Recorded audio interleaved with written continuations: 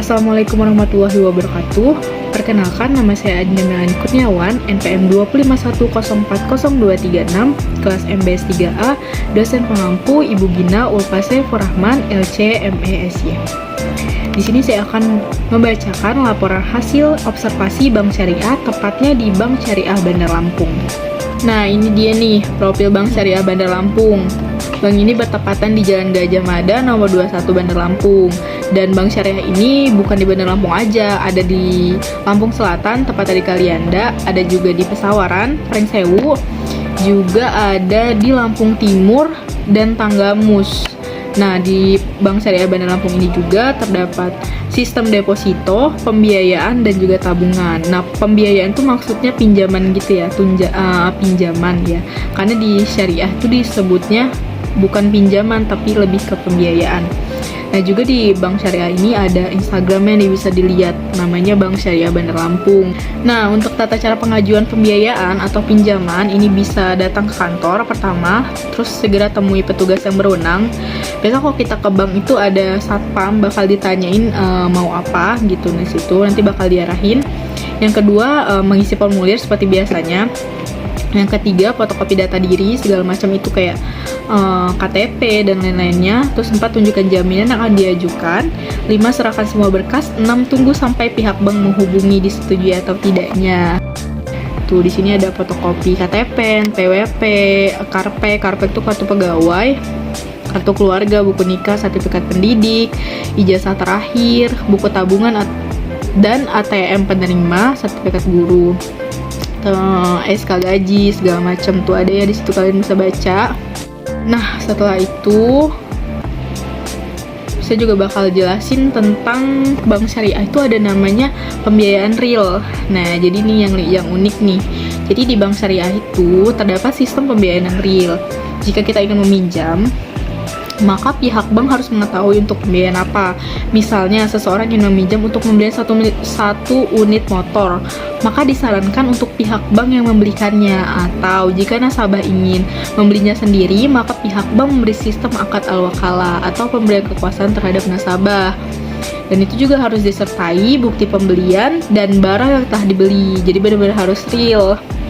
Nah, dalam tanda kutip, pembiayaan disarankan wajib untuk yang halal, bukan untuk yang luar batas atau yang haram. Haram tuh misalnya untuk pembelian barang-barang haram, segala macam, untuk modal apa itu nggak boleh.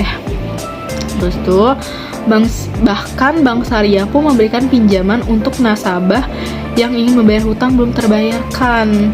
Tuh, jadi Bank Syariah ini sebenarnya sangat membantu kita, tidak kalah maju dengan bank konvensional lainnya, tapi bank ini masih kalah umur dengan bank konvensional lainnya.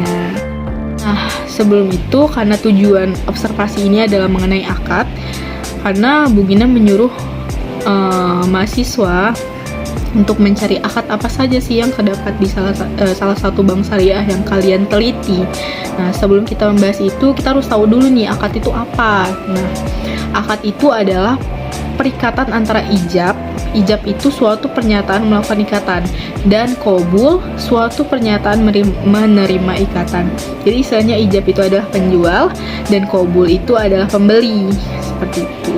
Itu untuk definisi jual beli. Tapi kalau misalnya di bank itu namanya, kalau ijab itu si pihak banknya dan qabul itu kita sebagai nasabahnya, dalam bentuk yang disyariatkan dan berpengaruh pada objek perikatan.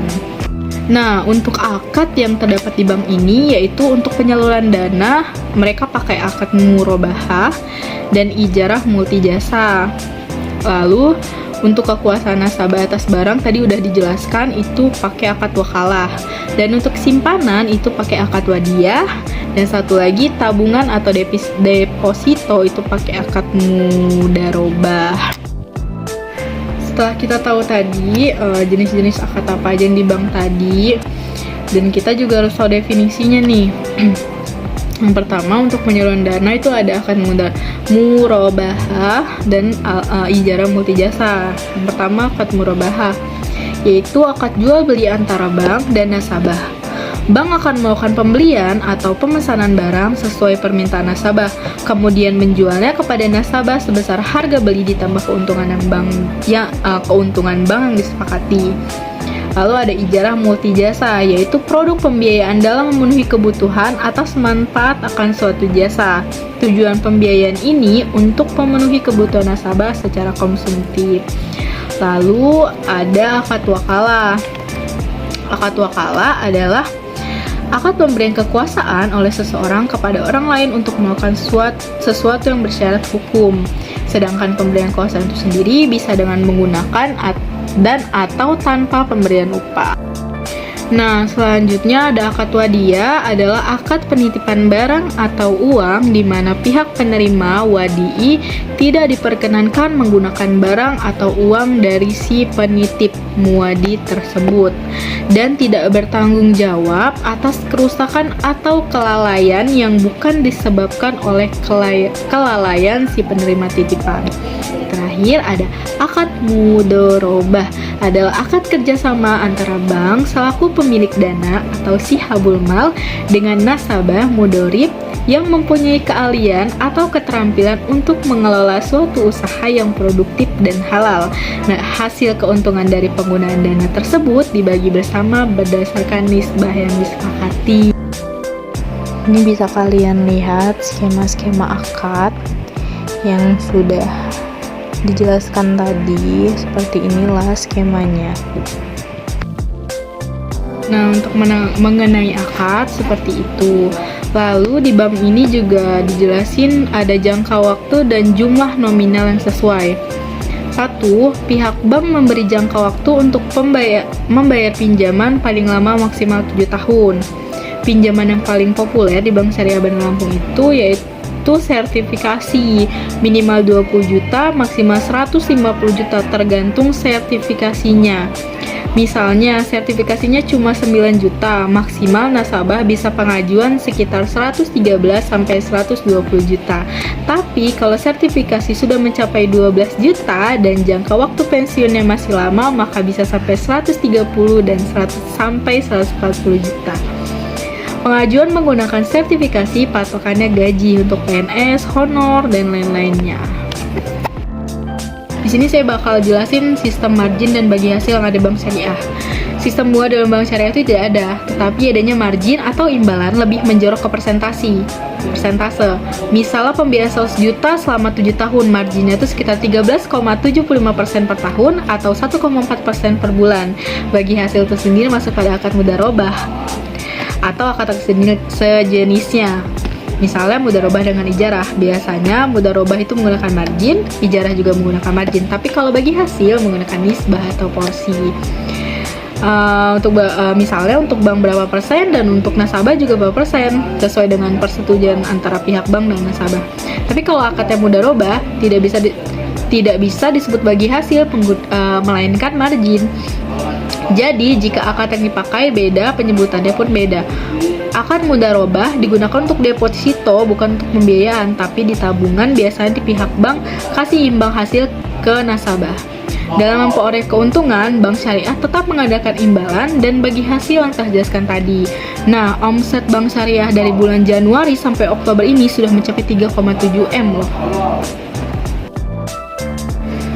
Nah, di sini juga ada kontroversi Bank Syariah. Jadi sempat nanya juga ke narasumber karena ada konflik yang sering terdengar dari pihak masyarakat yang menjadi nasabah. Soalnya seperti ini. Salah satu masyarakat mendapatkan pinjaman atau pembiayaan dari Bank Syariah, tetapi ternyata angsuran lebih mahal dari bank lainnya. Apakah itu yang disebut bagi hasilnya? Lalu narasumber menjawab, kalau mahal murah itu bisnis ya, relatif kan. Suatu instansi yang sudah besar pasti menawarkan imbalan yang murah ke nasabah. Tapi namanya Bank Syariah sendiri lagi-lagi terlambat dalam usia. Yang jelas, jika lebih maju atau besar bank itu, maka lebih kecil juga imbalan ditawarkan karena modal mereka sudah pasti besar. Nah, ini dia dokumentasinya bahwasannya saya Dina Melani Kurniawan telah melakukan observasi terhadap Bank Syariah Bandar Lampung untuk menanyai tentang akad apa saja sih yang digunakan. Sekian dari saya ucapkan terima kasih. Wassalamualaikum warahmatullahi wabarakatuh.